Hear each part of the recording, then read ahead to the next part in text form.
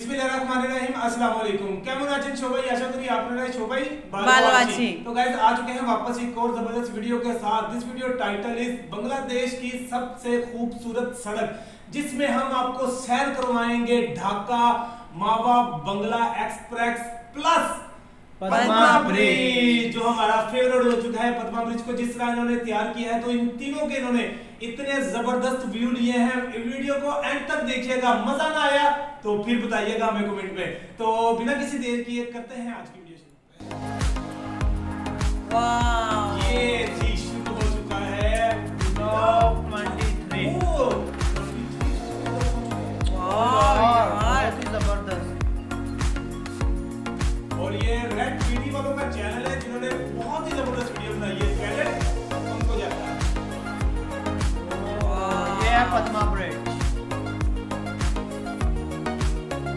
वाव यार, আসসালামু আলাইকুম, কেমন আছেন সবাই? আশা করছি আপনারা সকলে ভালো আছেন। দেশ এবং প্রবাস থেকে যারা ভিডিওটি দেখছেন আপনাদের সকলকে স্বাগত। আজকে ঢাকার দিক থেকে মাওয়া ও পদ্মা সেতু হয়ে একদম ভাঙ্গার যে ইন্টারসেকশন রয়েছে সেই দিকে যাবার পথে এখানে এক্সপ্রেসওয়ে এবং 26শে জুন 2022 পদ্মা সেতুর যানবাহন চলাচলের জন্য খুলে দেওয়ার পর সেখানে দৃশ্যটি কেমন ছিল সেটিও দেখাবো। ভিডিওটি প্রথম থেকে শেষ পর্যন্ত দেখবেন, আশা করছি আপনাদের ভালো লাগবে। ভালো লাগবে। और ग्रीनरी चेक करो, যাত্রাবাড়ির साथ দিক जो থেকে greenery है ना, মাওয়া ভাঙ্গা পর্যন্ত এক্সপ্রেসওয়ের পুরো অংশে দুটি ইন্টারচেঞ্জ রয়েছে। একটি হচ্ছে তেঘরিয়া ইন্টারচেঞ্জ আর একটি হচ্ছে ভাঙ্গা ইন্টারচেঞ্জ। সামনের দিকে এটি হচ্ছে তেঘরিয়া ইন্টারচেঞ্জ, এটি হচ্ছে কেরানীগঞ্জে। এখানে সামনের দিকটি চলে গেল যাত্রাবাড়ি, বাম দিকের এই অংশটি চলে গেল বাবুবাজার ব্রিজের দিকে, আর পিছনের এই দিকটি চলে গেল মাওয়া পদ্মা সেতুর দিকে।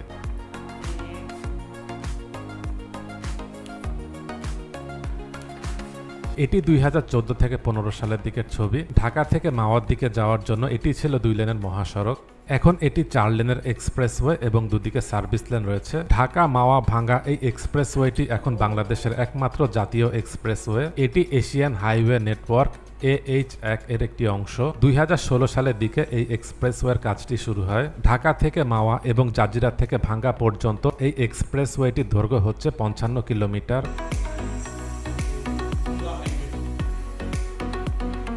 এবার চলে এসেছি কুচিয়ামোড়ার দিকে। আমি যে জায়গাটিতে দাঁড়িয়ে আছি এই জায়গাটিতে একটি আন্ডারপাস, আর সামনের দিকেই হচ্ছে একটি ফ্লাইওভার। আগে যখন এখানে এক্সপ্রেসওয়ের জন্য কাজ চলছিল তখন এটি হচ্ছে পাশের সড়ক। পাশের সড়কটি এরকম ভাঙাচোরা ছিল। কুচিয়ামোড়ার দিকে দাঁড়িয়ে যে ভিডিও একটু আগে দেখিয়েছিলাম এটি হচ্ছে সেই জায়গাটি। এটি হচ্ছে 4 মে 2019 সালে যখন এখানে ভিডিও করতে এসেছিলাম তখন সেটির দৃশ্য।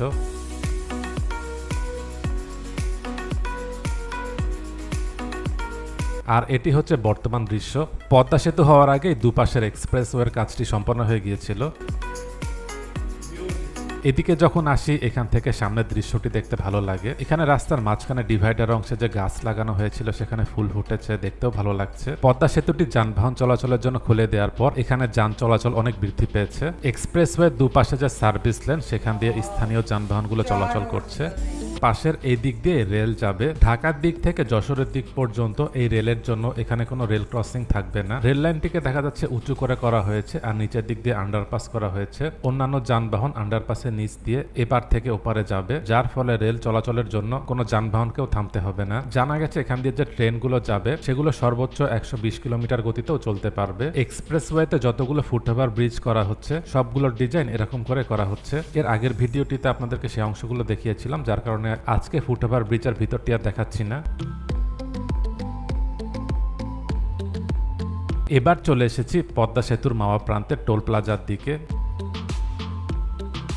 টোল দিয়ে এবার সামনের দিকে যাচ্ছি। প্রাইভেট কারের জন্য এখানে টোল হচ্ছে 750 টাকা। পদ্মা সেতুটি পার হয়ে ওপারের দিকে যাচ্ছি। আলহামদুলিল্লাহ, খুব ভালো লাগছে। পদ্মা সেতু যেদিন যানবাহন চলাচলের জন্য খুলে দেওয়া হয় সেদিনই সেতু দিয়ে প্রথম মাওয়ার দিক থেকে জাজিরার প্রান্তে গিয়েছিলাম।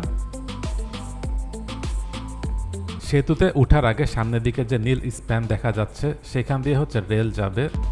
জাজিরার প্রান্তের দিকে চলে এসেছি। এদিক থেকে নামার সময় সামনের দিকে যে দৃশ্য সেটি দেখতে খুব ভালো লাগছিল।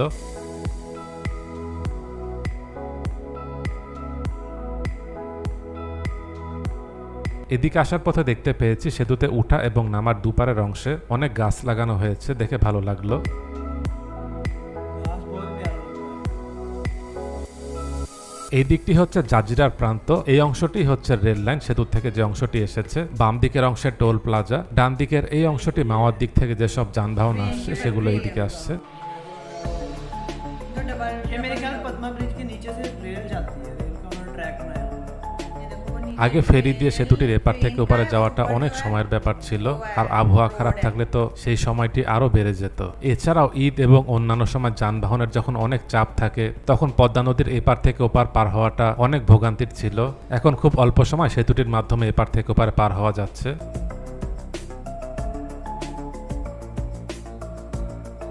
পদ্মা সেতুটির উপরের অংশটি 4 লেন হলেও এটি প্রায় 6 লেন সম পরিমাণ। পদ্মা সেতুটি যেদিন যান চলাচলের জন্য খুলে দেওয়া হয় প্রথম দিন এই জায়গাটিতে শিথিলতা ছিল, পরে এখানে মোটরসাইকেল দুর্ঘটনা এবং আরো কিছু অনাকাঙ্ক্ষিত ঘটনার কারণে এখন সেতুতে মোটরসাইকেল চালানো নিষেধ। জানা গেছে সেতুতে স্পিড গান এবং ক্যামেরা লাগানোর পর মোটরসাইকেল চালানোর পারমিশন দেওয়া হতে পারে। আমরা যখন যানবাহনে করে সেতু দিয়ে পার হব তখন যেন চিপসের প্যাকেট, পানির বোতল এগুলো যেন না ফেলি। সেই সাথে নদীর ধারে যখন আমরা ঘুরতে আসবো প্লাস্টিক জাতীয় যেসব পণ্য রয়েছে সেগুলো যেন আমরা নদীতে না ফেলি।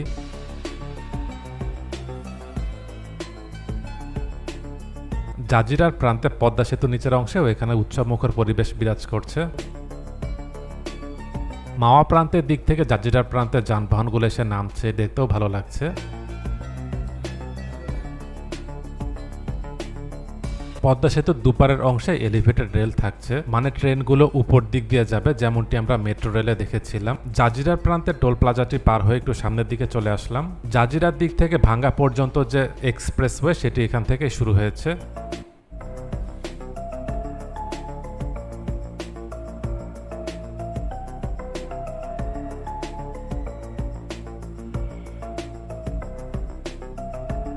এখানেও এক্সপ্রেসওয়েটি দুপাশে সার্ভিস লেন।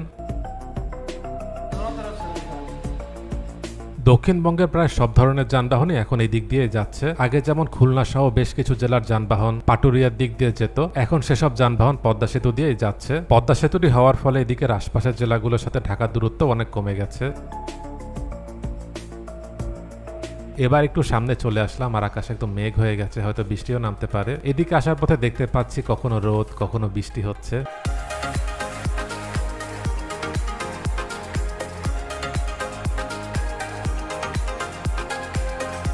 এবার যত সামনের দিকে যাচ্ছি তত দেখতে পাচ্ছি আকাশ পরিষ্কার হয়ে যাচ্ছে, তো মূলত উপরের দিকেই মেঘ।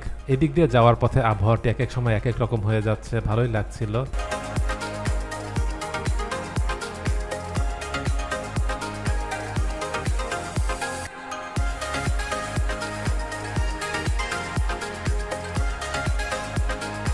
এবার একটু সামনে চলে আসলাম আর মেঘের যে ছায়া সেটিও চলে যাচ্ছে। এখানে সড়কের দুপাশে একদম সবুজ হয়ে আছে, তো দেখতেও খুব ভালো লাগছে। আপনারা যারা ভিডিওটি দেখছেন আশা করছি আপনাদেরও ভালো লাগছে।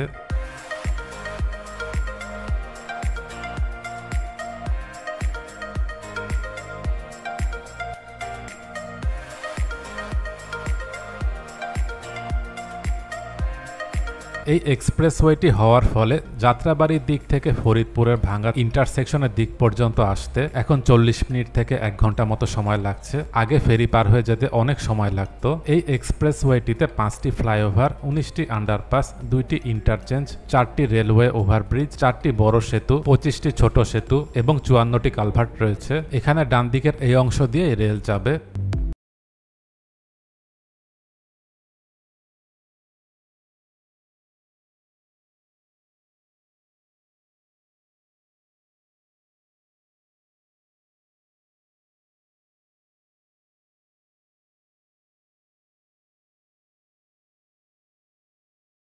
পথে একটি খুব সুন্দর মসজিদ দেখতে পেলাম, আলহামদুলিল্লাহ খুব ভালো লাগছে।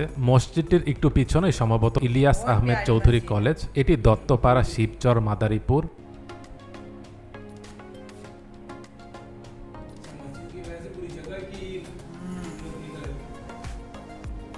এই দিক দিয়ে যখন ভাঙ্গা ইন্টারসেকশনের দিকে যাচ্ছিলাম তখন এখানে দুপাশের যে প্রাকৃতিক সৌন্দর্য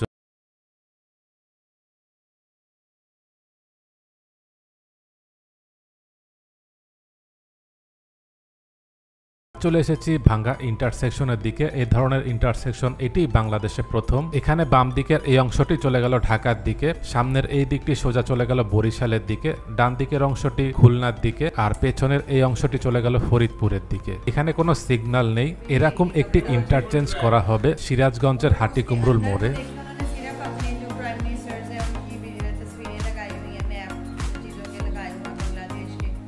बहुत ঢাকা মাওয়া ভাঙ্গা এই এক্সপ্রেসওয়েটি যাত্রাবাড়ির এখান থেকে শুরু হয়ে ভাঙ্গার এই দিকটিতে শেষ হয়েছে। এখানে যে দুটি ইন্টারচেঞ্জ, এটি হচ্ছে তেঘরিয়ার দিকে এই জায়গাটিতে, যেটি আপনাদেরকে ভিডিও শুরুতে দেখিয়েছিলাম, আর আরেকটি হচ্ছে ভাঙ্গার এই জায়গাতে, আর এই জায়গাটিতেই হচ্ছে পদ্মা সেতু। এখানে সড়কের এই দিকের অংশটি চলে গেল বরিশালের দিকে। এখানে সড়কটি 2 লেনের। এখানে এসে যখন পৌঁছেছিলাম তখন 3টা বাজে। এবার এখানে দুপুরের খাবার খেয়ে কিছু দূর সামনে রেলের কাজ চলছে। পদ্মা সেতুর দিক থেকে যে রেলের লাইনটি যশোরের দিকে যাবে সেই অংশটি, একটু পর সেদিকেও যাব। এদিক দিয়ে যাওয়ার পথে দেখতে পেলাম ভাঙ্গা উপজেলা স্বাস্থ্য কমপ্লেক্স। ভবনটি সম্ভবত নতুন হয়েছে। এবার এখানের একটি গ্রামে চলে আসলাম। এদিক দিয়ে হচ্ছে রেল লাইনটি যাবে। পদ্মা সেতুর দিক থেকে রেল লাইনটি ভাঙ্গার এদিকে এসে দুটি ভাগ হয়ে গেছে। একটি চলে গেছে ভাঙ্গাতে বর্তমানে যে রেল স্টেশন রয়েছে সেই দিকটিতে, আর আরেকটি অংশ এই দিক দিয়ে যশোরের দিকে চলে যাবে। সামনের এই দিকটি এক্সপ্রেসওয়ে, একটু আগে যে দিক দিয়ে আসলাম, এখান থেকে রেলের অংশটি দুদিকে চলে গেছে। এবার ভাঙ্গা ইন্টারসেকশনের দিকে চলে আসলাম। এখানে চারিদিকের যে গোল অংশ, মাঝখানের অংশ একদম সবুজ হয়ে আছে, দেখতেও ভালো লাগছে। আমরা যেন এই জায়গাগুলোতে কাগজ ময়লা এগুলো না ফেলি, তাহলে এই জায়গাটি সবসময় পরিষ্কার থাকবে।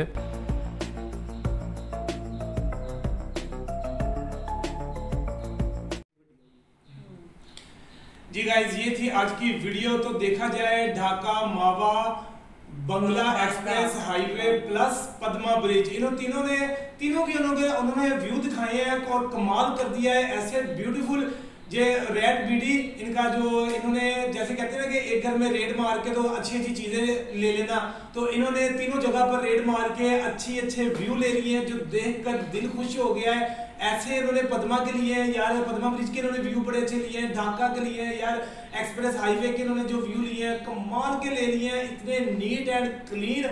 उन्होंने दिखाया है कि 2019 में जैसे उनका काम शुरू हुआ था, फिर आहिस्ता आहिस्ता 2021 में 2022 तक इन्होंने तरक्याती काम को जिस तरह मुकम्मल किया है, यही वजह है कि बांग्लादेश माशाल्लाह बहुत ज्यादा तरक्की कर रहा है, आसमान की बुलंदियों को छू रहा है। तो गाइज, हमें तो वीडियो देखकर मजा आ गया, दिल खुश हो गया। भाई ने बातें भी माशाल्लाह बहुत अच्छी की है, उनका पूरी एक जगह विजिट करवाइए, उनके बारे में पूरा नॉलेज दिया है। तो ये दिस वीडियो इज ऑनिक भालो लगी हमें। तो आपको कैसी लगी है कमेंट करके जरूर बताइएगा। मिलते हैं अगली वीडियो में, रखें अपना बहुत सारा ख्याल। गुड बाय, अल्लाह हाफिज। सुस्ता थाकुन, भालो थाकुन।